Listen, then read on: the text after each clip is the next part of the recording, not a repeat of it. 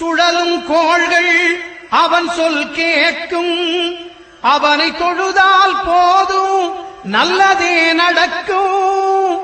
ஆனை முகனை தொழுதால் நவக்கிரகங்களும் மகிழும்.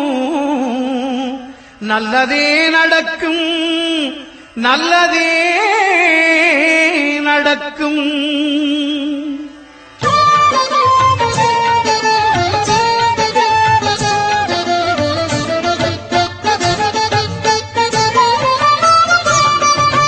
ஒன்பது கோளும் ஒன்றாய் காண அங்கு கற்பகம் என்னும் கடவுளின் மெய்யில். ஒன்பது கோளும் ஒன்றாய் காண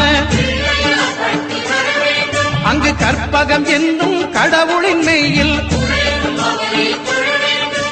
சூரியன் முதலாய்